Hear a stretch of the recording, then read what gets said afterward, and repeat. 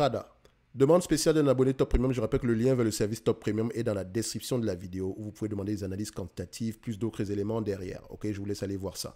So, Prada, enfin, je pense que le nom, ça sonne comme luxe dans vos têtes, d'accord? En tout cas, moi, c'était le cas. Ok, Prada Group, donc tout ce qui concerne ici les vêtements, etc. Tant mieux. On aura tendance à classer ça ici comme concurrent ici de LVMH, ou enfin quand je dis LVMH, de Louis Vuitton, de Gucci, etc. Donc il faudrait déjà regarder le positionnement au niveau du pricing ici et regarder également ici que Prada, c'est plusieurs marques. On a la marque, je pense que, Pasticheri, Marchesi, Miu Miu, Prada. Est-ce qu'on a d'autres marques également ici dans le produit? Je n'en sais rien du tout, mais on a plusieurs marques. Ok, maintenant, on va aller checker la compagnie ici du point de vue bénéfice net. On constate ici que c'est une entité cotée à Hong Kong. Prada, ça semble être italien ici, mais voilà, je pense qu'elle s'est fait racheter depuis plusieurs années ici. Donc, on va aller sur l'entité cotée à Hong Kong. Donc, on vérifie déjà ici que le prix ici sera en dollars hongkongais, si je ne me trompe pas. Non, c'est Hong Kong ou c'est Singapour? Oui, c'est Hong Kong. OK. So, 100 milliards d'euros, 100 euros le prix, c'est une bonne chose. Donc, on doit convertir à la fin, là, je n'oubliez pas. C'est-à-dire ici, en termes de revenus, qu'est-ce qu'on a? La pandémie étant passée par là, n'oubliez pas, nous avons un business qui a tendance à avoir des revenus de plus en plus élevés. Très, très bien. D'accord? Est-ce que c'est durable? Point d'exclamation, point d'interrogation. En termes de marge, ici, les marges augmentent. Bien, bonne chose ici. Le pricing est là. Parfait. Maintenant, est-ce que EBITDA ici est plutôt stable en termes de marge ou bien augmente également? On a une certaine augmentation, mais on revient de loin un tout petit peu. Donc, vous constatez que les marges EBITDA étaient de plus en plus sous pression depuis plusieurs années. Et après la pandémie, on a commencé à utiliser de plus en plus notre pricing. Donc, est-ce que la stratégie est durable? Je n'en sais rien du tout. Okay. Est-ce que c'est étonnant de voir ce niveau de marge-ci? Non, pas du tout dans ce secteur d'activité. Maintenant, tout va dépendre du maintien de ces marges-là. Donc, en termes de net income ici, on constate également qu'en termes de volume, les net income sont positifs. En termes de marge, on irait également voir s'il y a quelque chose de positif. Donc, free cash flow également ici a tendance à être plus élevé que les net income. Donc, allez vivre, regardez pourquoi. OK, donc on va aller vérifier ici en termes de marge net income ici, histoire de voir si ça augmente. On a quoi ici? On a quelque chose qui va à peu près aux alentours de 12%. Donc, on revient ici à quelque chose qu'on a connu. On est presque au-dessus de la médiane la médiane des 10 dernières années. Oui. Avant, on avait à peu près 8,96%, soit 9% par là. Là, on se trouve à 12,84%. Maintenant, en termes d'estimation future ici, est-ce que les analystes ont tendance à être assez optimistes par rapport à ce maintien des marges-là? Donc, je sais déjà que je note petit document, boum, je vais aller vérifier les marges ici. Pourquoi est-ce qu'on pense que les marges seront élevées? Est-ce qu'on va pouvoir les maintenir? Donc, il ne s'agit juste pas de prendre les marges actuelles et d'extrapoler. Non, il faut aller vérifier, il faut avoir des éléments palpables et il faut également avoir confiance au management par rapport à ça, au maintien de ces marges-là. OK? On voit déjà ici qu'ils essaient de faire du bon travail. OK? En tout cas, pour le moment, ça va. En termes de marge ici, je vois qu'on s'attend à avoir des marges plus élevées dans le futur. Donc, peut-être qu'on a décidé d'utiliser notre pricing. N'oubliez pas, ça, c'est en euros. OK? Donc, ça représente ici à peu près 2,24 euros ici. Mais attention, vu que c'est en dollars hongkongais ici, si on traduit un tout petit peu, Hong Kong dollar, ça donne quoi ici en dollars hongkongais? Donc, on aura à peu près quelque chose aux alentours de... On s'attend du 2 dollars hongkongais ici en moins, 2 à 3 dollars par là. OK? So, on revient ici sur nos graphiques. On vérifie la dette nette. OK? Voir à peu près est-ce que la dette nette augmente ou diminue. On voit ici que la dette nette a tendance à diminuer. Donc, il y a peut-être un gros travail qui a été effectué sur ce business-ci depuis plusieurs années. D'accord? Donc, on voit ici que les marges augmentent, la dette diminue. Très, très bien. Donc, en termes de dette nette sur EBITDA ici, ça dépend, on a à peu près combien en date d'aujourd'hui? On a à peu près une fois l'EBITDA ici. Tant que l'EBITDA reste à ce niveau, tant mieux. OK? Mais si l'EBITDA diminue, le multiple aura tendance à augmenter. Tant qu'on est en dessous de 5 ici, c'est également parfait. Donc, on va vérifier les volumes, le maintien des EBITDA également. En termes de nombre d'actions, est-ce que le nombre d'actions augmente ou diminue? Qu'est-ce qu'on a ici? On a plutôt une stabilité du nombre d'actions. OK, maintenant, on est prêt à effectuer l'évaluation de ce business-ci. OK, donc je vais venir ici pour faire simple. Est-ce que c'est un business assez prévisible? Je vois ici que les analystes ont tendance à se tromper sur ce business-ci. OK, on va avoir tendance ici à regarder. Ils ont tendance à se tromper, certes, mais depuis combien de temps? On a vérifié ici que les free cash flow sont plus élevés que les EBITDA, les bénéfices nets ici. Donc, pourquoi pas utiliser les free cash flow? On voit ici que en termes de free cash flow, c'est vraiment 50-50. OK.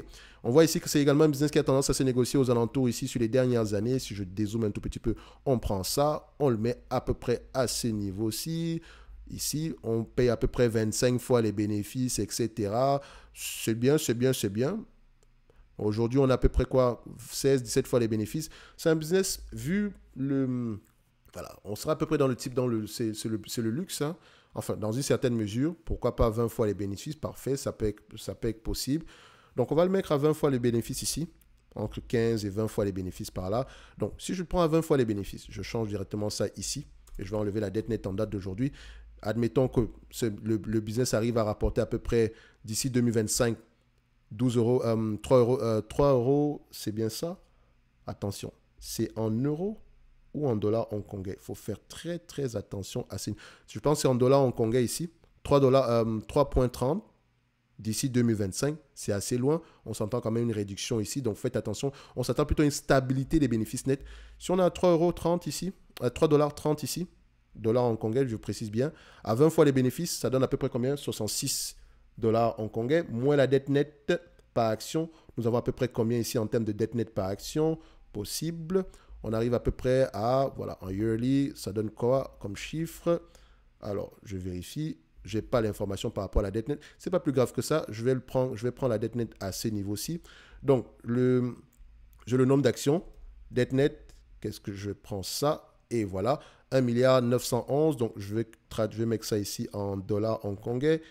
En dollars hongkongais, dette nette, 16,330 $. OK, 16,330 divisé ici par 2,560, nombre d'actions. Ça fait à peu près 6,37 $ par action. Vu qu'on s'attendait à peu près à du 3,30 $ ici d'ici 2025, à 20 fois les bénéfices, ça donne 66 $ l'action, moins 6,37 $. D'accord, ça donne à peu près aux alentours de 59-60 $.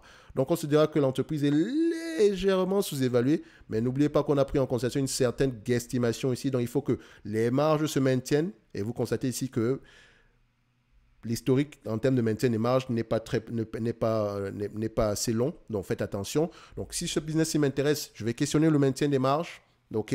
Je vais questionner la politique ici d'allocation du capital, à savoir ici le dividende, le rachat d'actions ou bien ici le repaiement de la dette. Quelle est la priorité du management? OK. Quel est le driver de cette croissance ici? OK. Est-ce que le pricing a quelque chose à voir ici? Par exemple, si je regarde ces rapports financiers, si je viens là, je mets à peu près Investor Report ici. On va aller regarder les derniers rapports financiers ici. Le press release, c'est en anglais. Donc, on le prend là. Donc, il y a des termes que je vais aller rechercher. Par exemple, vu que c'est en anglais ici, on voit ici que croissance des revenus de 20%. Pourquoi est-ce qu'on a une croissance des revenus ici? Je vais regarder pricing, price. Je tape ici price.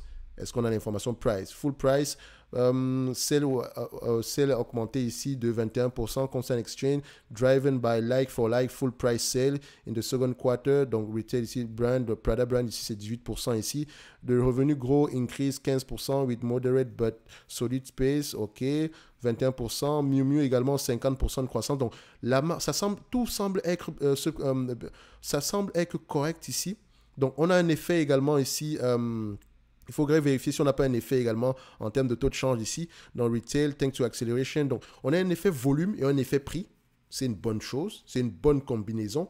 D'accord? En Amérique, on a un ralentissement ici, mais on a un effet prix on a eu un effet prix positif ici. Maintenant, tout va dépendre du maintien de cet effet prix-là. OK? C'est surtout ça, le cœur même de l'hypothèse d'investissement ici, le maintien des marges ou l'augmentation des marges. Si vous voyez que les marges brutes augmentent, c'est une bonne chose. D'accord? C'est une très bonne chose. Donc, quand je vais lire les rapports financiers, je vais aller voir à peu près pourquoi est-ce que ces marges-là ont augmenté et est-ce qu'on a un objectif de marge ici? Quelle est la stratégie derrière? Est-ce qu'ils ont sorti un document stratégique ici en 2022 pour essayer de voir, pour nous expliquer à peu près quelle est leur vision ici à long terme? Il faut aller regarder ce genre d'informations-là. Pour le moment, Prada, on va se dire ici limite. On va se dire ici, par rapport à ce qu'on est ici, on est légèrement sous-évalué. Tout va dépendre ici de l'opportunité de croissance à long terme. Pour le moment ici, on s'attend plutôt à une certaine stabilité. C'est déjà une bonne chose.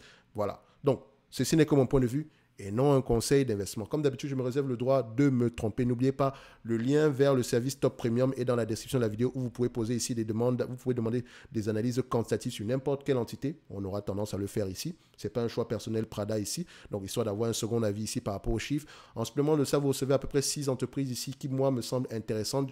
4 du point de vue dividende, 2 du point de vue n'importe quoi. Enfin, quand je dis n'importe quoi, du point de vue, voilà, essentiellement... sans prendre en considération le dividende, bien sûr. Donc, c'est-à-dire que j'aurais tendance ici à parler d'entreprises qui n'en versent pas du tout. Ça ne me dérange pas non plus. Donc, on aura à peu près 6 nouvelles entreprises chaque mois. OK? Il ne s'agit pas juste ici de présenter l'entreprise, de promettre un quelconque rendement. Non. Vous avez les arguments ici. Si ça vous intéresse, vous lisez les rapports financiers. Et si vous voulez à peu près y investir ici, c'est selon vos convictions. OK? On est juste là pour répondre aux questions et pour essayer de vous orienter au cas où vous avez des problèmes, des doutes, etc. OK? Donc, je ne suis pas là ici pour vous promettre un quelconque rendement en vous proposant ces différentes entités-là. C'est très dangereux. OK? Attention, quand je dis c'est très dangereux, on ne propose pas n'importe quelle entreprise, essentiellement ici, des entreprises qui nous semblent qualitatives, qui nous semblent intéressantes au prix actuel. OK? Donc, si vous avez des doutes sur une compagnie, je pourrais vous dire, oh Thierry, tu as proposé telle entité, je pense que c'est un peu dangereux, etc. Voilà, parce que la dette a augmenté, je pourrais te dire, OK, la dette, peut-être si tu fais une erreur, parce que dans la dette, il y a tel ou tel élément que tu devrais aller vérifier. Donc, finalement, je pense que par rapport aux informations que tu auras, on n'a peut-être pas une dette assez élevée. Bref, c'est à peu près ce genre d'argument-là qu'on pourrait avoir. Donc, n'oubliez pas qu'on est là avant tout pour être des investisseurs qui pensent par soi-même. OK? Donc, faites très attention. Donc, je prends toujours des précautions ici. Je ne suis pas là pour vous vendre du rêve. OK? Faites très attention. Je veux absolument que vous soyez des investisseurs indépendants. Ici, si j'étais un malhonnête, j'allais vous dire analyse fondamentale, c'est analyse quantitative, faire parler, présenter les chiffres. Ici, on a un ensemble de questions à poser. Si Prada m'intéresse, j'ai un ensemble de questions à poser. Je sais que le prix actuel, voilà, on pourrait s'attendre du 60 $ ici, maximum en dollars hongkongais. Donc, au prix actuel, je ne surpaye peut-être pas, mais ça va dépendre ici du maintien des marges. OK? Le potentiel de croissance à long terme ici. OK? Donc, je dois déjà comprendre d'où est-ce qu'on vient, d'accord, avant de savoir où est-ce qu'on s'en va. OK?